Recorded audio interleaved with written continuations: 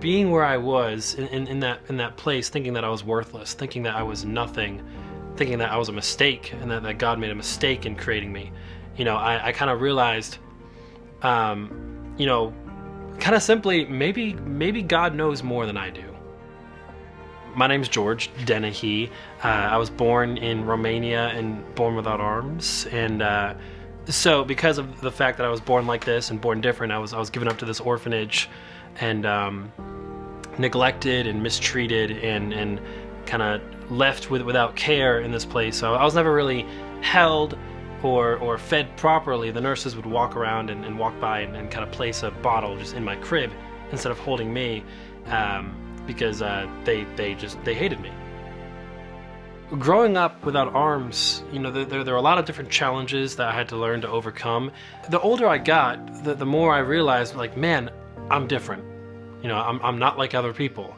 And also, the older I got, the more I saw and noticed people looking at me and seeing me. Just whether I'm at a restaurant eating with my feet, or I'm at school and I'm doing my homework or doing my work just kind of on the floor with a pencil and stuff. I really started to question a lot of different things. I really started to doubt and be angry and wish that I was normal. I'm talking, deep depression, anger, thinking I don't want to live this life anymore. Looking back now, I realized that back at that point when I was in my darkest time, I was asking all the wrong questions. How could you do this to me? How could you allow me to go through this? What kind of God are you to make me do this, or make me go through this, or make this happen to me, or why are you punishing me like this? For me, getting through this and kind of being where I am now, which is completely different than I was 10 years ago, it was a number of different things, and one of those things was just the Word of God. What does the Bible have to say about all this? And one place in particular is in John chapter 9, and kind of the story of the blind man on the side of the road and the disciples writing him off. And then Jesus kind of corrects their assumption of him and tells them that this blind man can be used by God, even in his blindness, and maybe even through his blindness.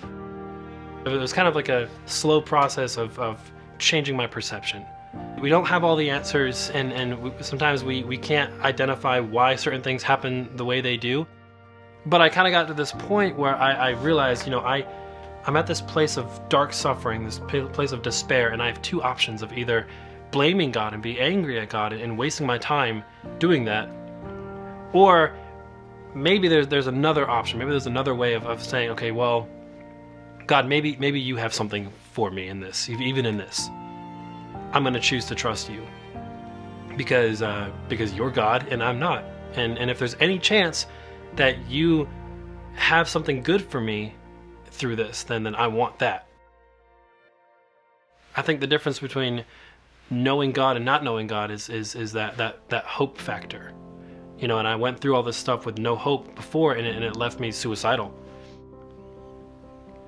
Having hope in the midst of suffering changes everything in your heart and in your perception.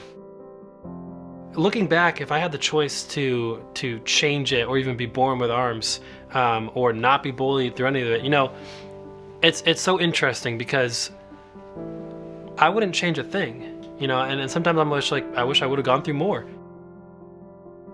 Suffering has shaped me into a person with purpose.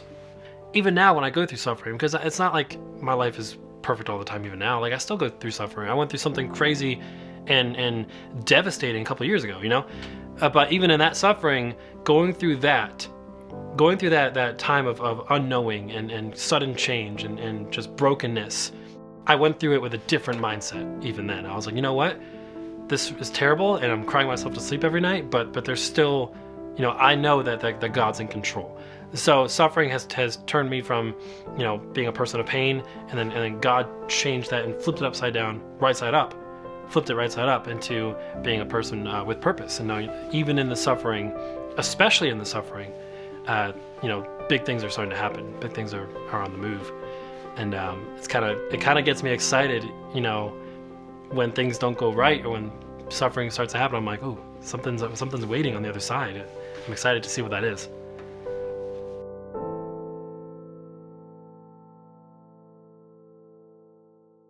You might have everything, you might have nothing, you might have a broken heart, but it's still running.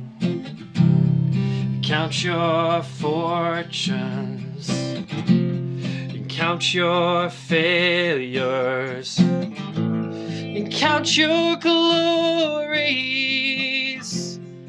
and what's still yours to give.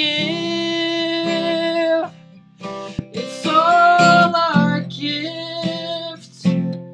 You can't forget. It's all a gift.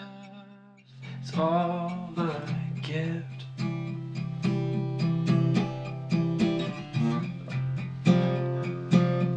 It's all a gift.